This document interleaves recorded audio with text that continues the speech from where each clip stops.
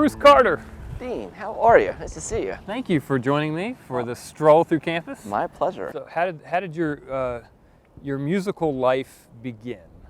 What's the origin story? I tell people that I grew up on the set of Hee Haw, where a local farmer came over and we'd play and hang out, and that was how I learned. It was very experiential. So where was this Hee Haw set? This is in Southern Virginia. Okay. Literally on a tobacco farm in Virginia. And so you're starting with the guitar, with the fiddle? Guitar, fiddle, piano, banjo for a while. I mean, I was just curious about all the instruments. And so when you were little, a young person, was playing your instrument like the go-to place for joy and happiness? It was more of a go-to place for me in terms of solitude and being able to get away. Interesting.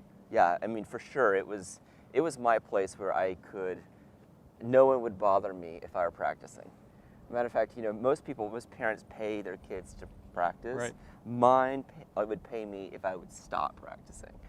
Well, when we get to this thing that you're carrying with you, because it's a part of your story, but what has to change in our institutions, our schools, in order for that kind of opportunity to be more available and for people who might have a spark of passion to actually stick with it and turn it into something that might be a pursuit in terms of their own life and work or just their own avocational interest? But what needs to change? I think as an institution, and I'd like to hear you speak about this more than me, but as a state institution, what is the responsibility of that institution to their citizens? And when I think about as you as an institution, when you're searching out or seeking out those people that might have a little bit that have gift and but maybe aren't quite polished because they didn't have the opportunities, how do you in the application process, especially within the arts, find those kids that not necessarily that have gotten the instruction that they should have, but knowing or forecasting, all right, if this young person can do this at this point, what's going to happen when we really give them an opportunity to blossom with the right growth? And I'm not sure that a lot of places look for that. We were talking before about empathy. What's the relationship between empathy and creativity? And maybe share a little bit about this exercise you did with students today. For freshmen, I had them sit sort of knee to knee, and looking at each other. I gave them a piece of art, and they had to describe the art to the other person. The other person can't see it. The other person can't see it. And then after 5 minutes, they switch places, and they take turns. So why is that empathy? What is that? Because what I'm really after, and I sort of cheekily tell them in the beginning that I'm looking for their art skills and how they are as artists, but that's not what I'm after at all. What I'm doing is, as they're in the process of communicating that, I'm walking around and I'm wondering, is this student engaging with the other person across from them? Are they recognizing when they sort of, by facial expression, when they get something and when they don't? Right. If they're not getting something, do they change angle and understand, maybe I should use less metaphor and just more directional thought? Are they adapting? Are they predicting? So how does this thing help you explain it? What do we?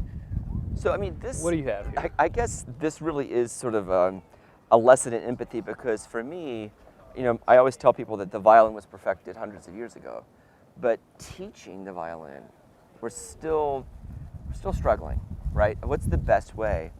And so one of my thoughts is, how can technology, how can innovation improve the way in which we do things that are acoustic in nature? And the violin is the most acoustic thing, right?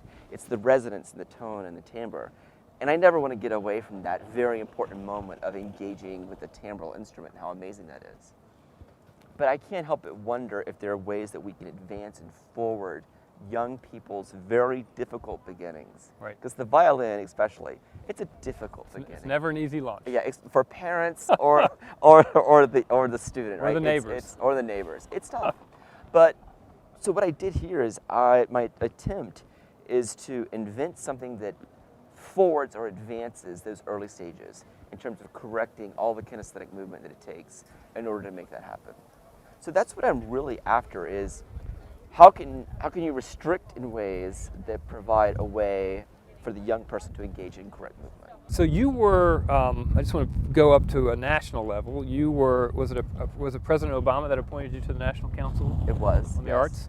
arts? And so, sort of from a national perspective, what are you seeing, as a national council member that's trying to take into account what a healthy arts and cultural system looks like in this country?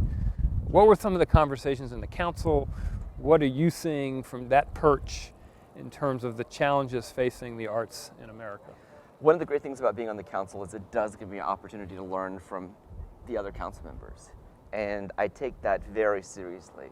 And I listen aggressively when I'm in that room, because those people are bringing such different experiences from so many different modalities. And so who was like one person on the council that from another modality that you just felt like you learned a lot from? I tell the story. Well, one of the things I tell people is that Tom Rothman, who's CEO of Sony Pictures, a couple of years ago, it was many years ago, maybe 4, he said, you know what, guys, everything that you know about how you receive media is going to change radically. My final question for you is, which I asked everybody, is how do you want to use your creativity to change the world?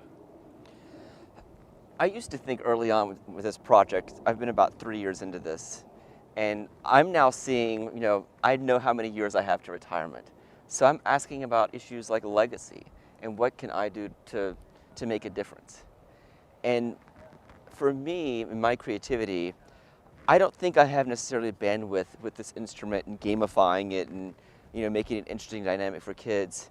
I'm not sure I can run that football all the way down the field. Mm-hmm. I'm just not sure I have the bandwidth. And not to be macabre, but I think I have to understand my limits and expectations.